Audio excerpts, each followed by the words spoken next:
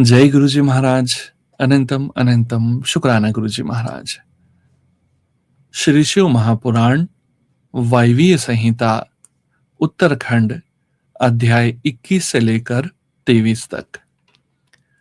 तदंतर श्री कृष्ण के पूछने पर नित्य नैमित्तिक कर्म तथा न्यास का वर्णन करने के पश्चात उपमन्यु बोले,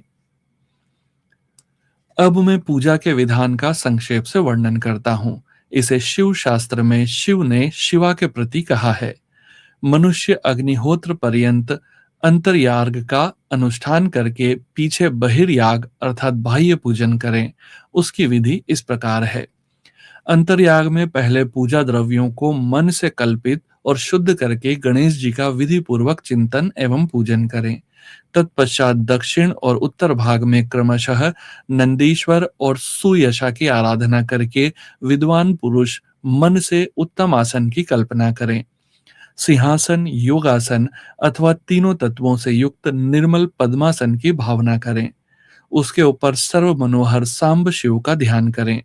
वे शिव समस्त शुभ लक्षणों से युक्त और संपूर्ण अवयवों से शोभायमान हैं। वे सबसे बढ़कर हैं और समस्त आभूषण उनकी शोभा बढ़ाते हैं। उनके हाथ पैर लाल हैं। उनका मुस्कुराता हुआ मुख कुंद और चंद्रमा के समान शोभा पाता है। उनकी अंग कांति शुद्ध स्फटिक के समान निर्मल है। तीन नेत्र प्रफुल्ल कमल की भांति सुंदर हैं। चार भुजाएं, उत्तम अंग और मनोहर चंद्रकला का मुकुट धारण किए भगवान हर अपने दो हाथों में वरद तथा अभय की मुद्रा धारण करते हैं और शेष दो हाथों में मृग मुद्रा एवं टंक लिए हुए हैं। उनकी कलाई में सर्पों की माला कड़े का काम देती है। गले के भीतर मनोहर नील चिन्ह शोभित होता है। उनकी कहीं कोई उपमा नहीं है। वे अपने अनुगामी सेवकों तथा आवश्यक उपकरणों के साथ विराजमान हैं। इस तरह ध्यान करके उनके वाम भाग में महेश्वरी शिवा का चिंतन करें। शिवा की अंग कांति प्रफुल्ल कमल दल के समान परम सुंदर हैं। उनके नेत्र बड़े बड़े हैं। मुख पूर्ण चंद्रमा के समान सुशोभित हैं। मस्तक पर काले काले घुंघराले केश शोभा पाते हैं। वे नील उत्पल दल के समान कांतिमती हैं। मस्तक पर अर्ध चंद्र का मुकुट धारण करती हैं।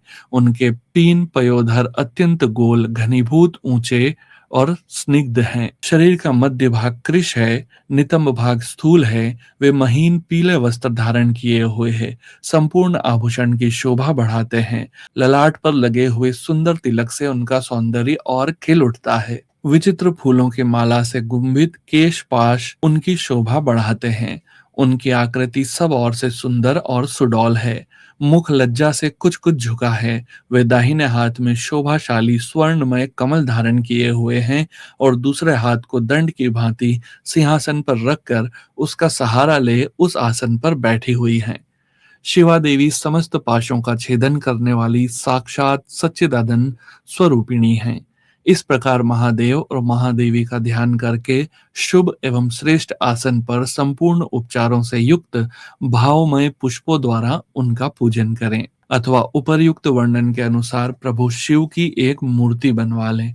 उसका नाम शिव या सदाशिव हो। दूसरी मूर्ति शिवा की होनी चाहिए।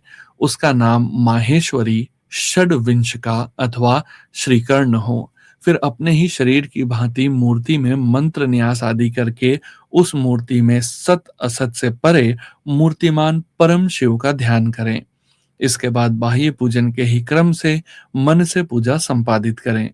तत्पश्चात समीधा और घी आदि से नाभि में होम की भावना करें। तदंतर भूमध्य में शुद्ध दीप शिखा के समान आकार वाले ज्योतिर्मय शिव का ध्यान करें। इस प्रकार अपने अंग में अथवा स्वतंत्र विग्रह में शुभ ध्यान योग के द्वारा अग्नि में होम पर्यंत सारा पूजन करना चाहिए। यह विधि सर्वत्र ही समान है। इस तरह ध्यानमय आराधना का सारा क्रम समाप्त करके महादेव जी का शिवलिंग में वेदी पर अथवा अग्नि में पूजन करें। श्री शिव महापुराण वायवीय संहिता उत्तरखंड अध्याय 21 से लेकर 23 तक संपूर्ण। ओम नमः शिवाय। शिवजी सदा सहाय। ओम नमः शिवाय। गुरुजी सदा सहाय।